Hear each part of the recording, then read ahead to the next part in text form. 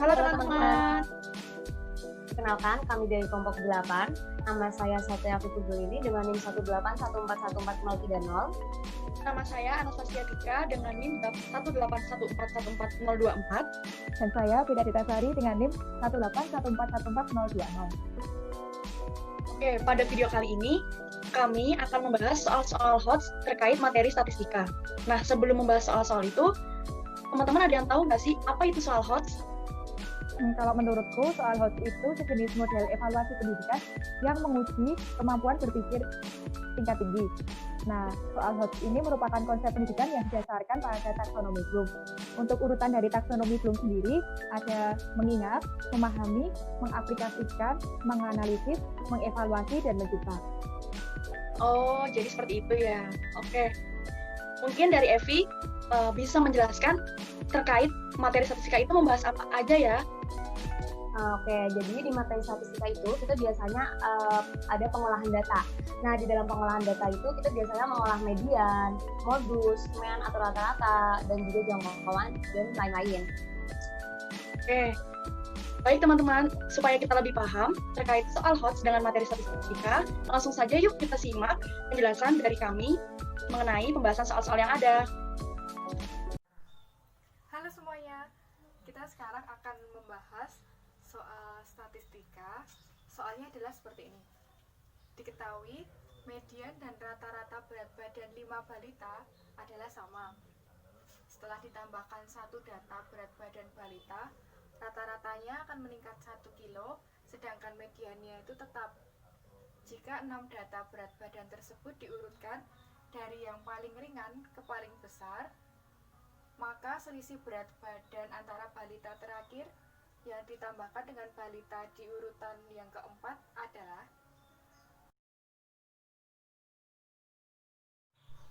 Nah, sebelumnya kita akan review terlebih dahulu tentang median dan rata-rata.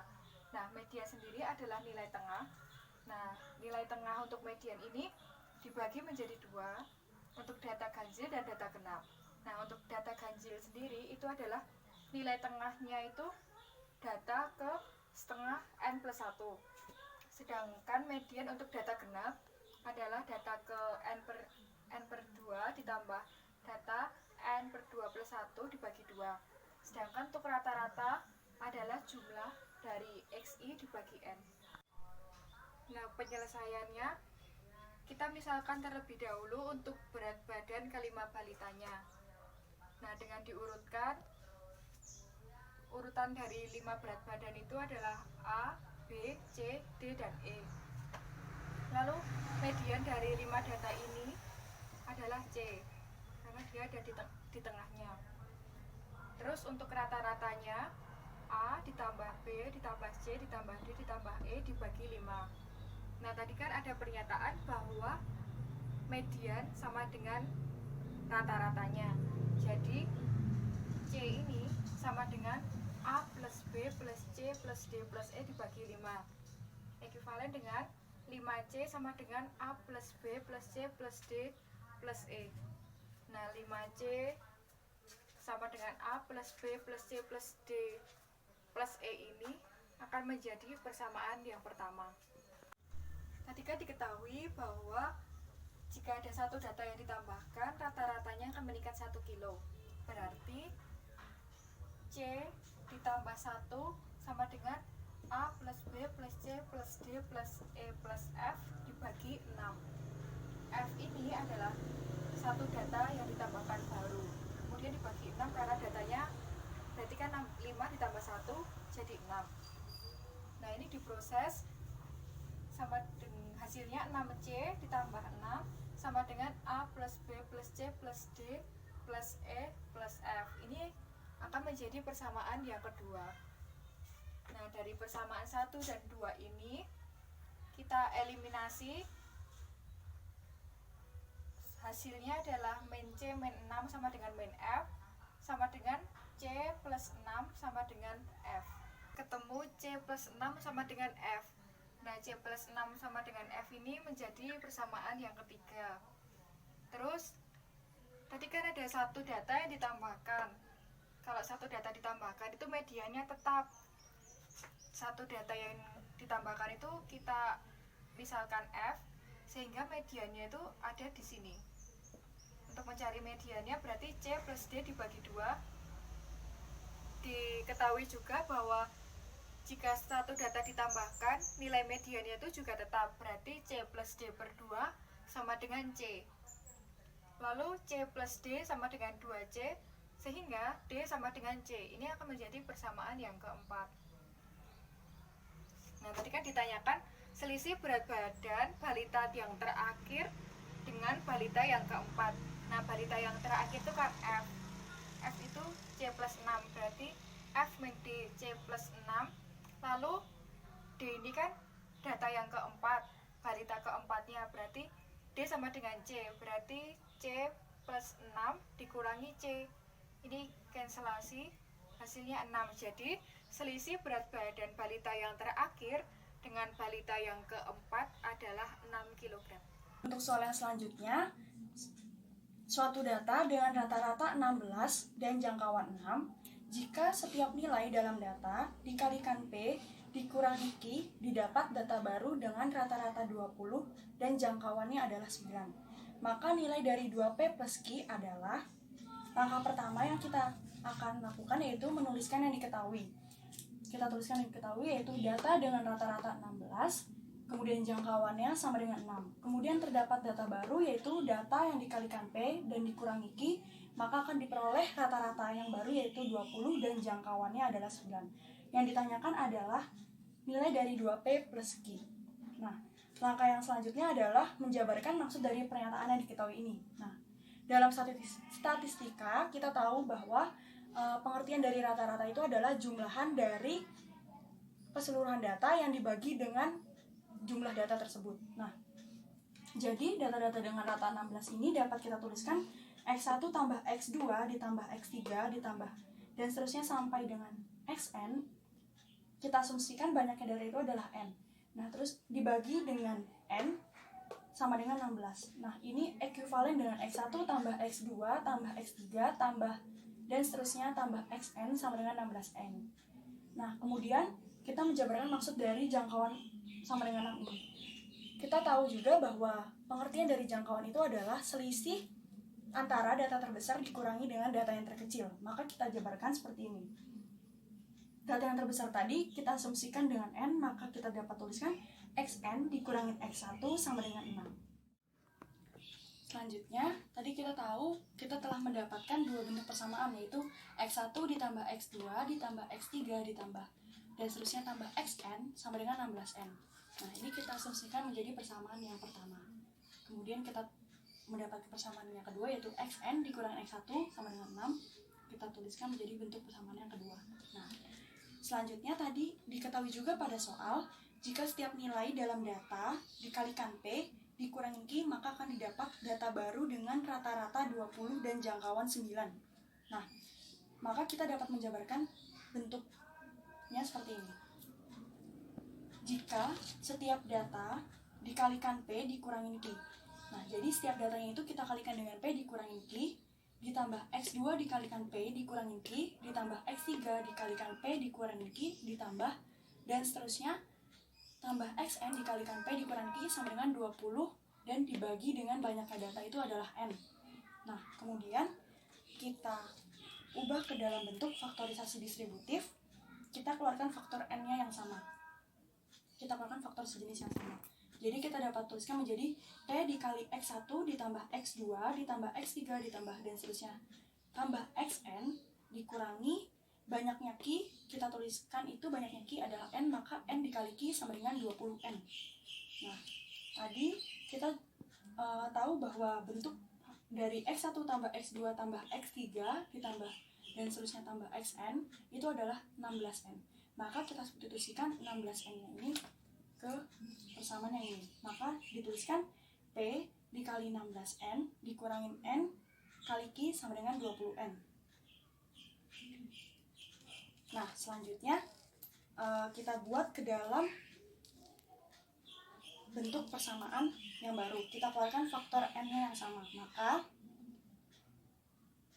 N dikali 16P dikurangi Q sama dengan 20 N. Kemudian kita kalkulasi nilai N di ruas kiri dan ruas kanan, maka hasilnya menjadi 16P dikurangi Q sama dengan 20. Nah, ini kita dapat tuliskan menjadi bentuk persamaan yang ketiga. Selanjutnya, dari soal tadi kita tahu bahwa jika setiap nilai dalam data dikalikan P dikurangi Q didapat data baru, yaitu jangkauannya 9. Maka kita kembali mengingat bahwa jangkauan itu adalah data yang terbesar dikurangi data yang terkecil. Maka kita tuliskan data yang terbesar tadi, kita tuliskan menjadi XN dikalikan P dikurangi Q dikurang data yang terkecil itu X1 dikali P dikurangi Q sama dengan 9. Nah, kemudian kita sederhanakan menjadi XN kali P dikurangi Q dikurang X1P ditambah negatif ke negatif Q sama dengan 9. Kemudian kita sederhanakan Q ditambah Q akan memperoleh hasil XN dikali P dikurangi X1 P sama dengan 9. Nah, kemudian kita ubah ke dalam bentuk distributif, maka dapat dituliskan menjadi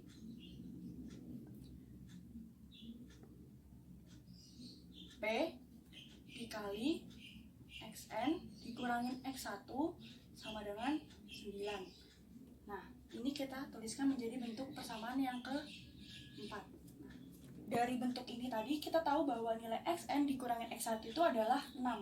Maka kita substitusikan persamaan yang kedua ini ke persamaan yang keempat. Maka kita tuliskan P dikali 6 sama dengan 9. Maka nilai P-nya adalah 9/6. Kita dapat sederhanakan menjadi 9 kita bagi dengan 3, 6 kita bagi dengan 3 menjadi 3/2. Maka kita memperoleh nilai P-nya itu adalah 3/2. Nah, selanjutnya setelah kita mencari tahu nilai P, kita dapat mencari nilai Q-nya dalam bentuk persamaan yang keempat ini. Maka kita tuliskan 16 dikali 3/2 dikurangin Q yang akan kita cari sama dengan 20. Nah, kita sederhanakan 16 bagi 2 8, 8 kali 3 24 dikurangin Q sama dengan 20. Maka Q adalah 24 dikurangin 20 sama dengan 4. Nah, kita telah dapat nilai Q adalah 4 dan nilai P 3/2. Maka kita dapat mencari tahu yang ditanyakan tadi, yaitu nilai 2P ditambah Q. Kita tinggal substitusikan 2 dikali P-nya itu adalah 3/2 ditambah Q-nya adalah 4.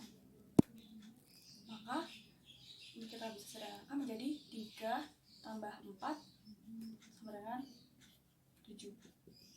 Maka kita memperoleh nilai 2P plus Q adalah 7.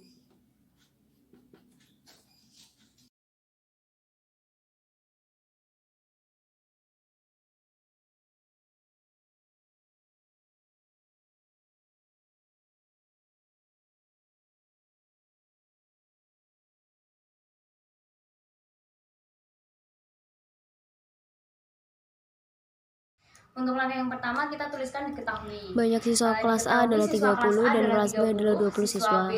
Nilai rata-rata ujian matematika kelas A lebih 10 dari kelas B. Jika rata-rata ujian matematika gabungan dari kelas A dan kelas B adalah 66, maka rata-rata nilai ujian matematika kelas B adalah rata-rata gabungan kelas A dan kelas B itu sama dengan rata-rata kelas A dikali banyak siswa kelas A ditambah rata-rata kelas B dikali banyak siswa kelas B dibagi banyak siswa kelas A ditambah banyak siswa kelas B. Kemudian kita tahu bahwa X gabungannya adalah 66. Kemudian kita substitusikan yang sudah kita ketahui tadi, 10 ditambah rata-rata kelas B dikali 30 ditambah rata-rata kelas B dikali 20 dibagi 30 ditambah 20. Kemudian 66 sama dengan 300 ditambah 30 dikali rata-rata kelas B ditambah 20 dikali rata-rata kelas B kemudian dibagi 50. Di sini kita pindahkan 50-nya Jadi 66 dikali 50 sama dengan 300 ditambah 50 dikali rata-rata kelas B ini dari 30 dikali rata-rata kelas B ditambah 20 dikali rata-rata kelas B. Kemudian 66 dikali 50 adalah 3.300 sama dengan 300 ditambah 50 kali rata-rata kelas B. Dari sini kita bisa mencari berapa banyak rata-rata untuk kelas B. Di sini kita tuliskan 3.300 dikurangi 300 dibagi 50. Jadi 3.000 dibagi 50 sama dengan 60. Jadi untuk rata-rata kelas B adalah 60. Gimana teman-teman? Udah paham kan ya dengan penjelasan dari kami bertiga? Harusnya udah paham dong. Ya, harusnya udah paham. Nah, tapi kalau ada teman-teman yang merasa masih kurang dalam memahami soal yang sudah kami berikan, teman-teman bisa lihat lagi video yang sudah kami sajikan ini ya. Oke, sekian penjelasan dari kami. Sampai jumpa di video selanjutnya. Bye. Bye.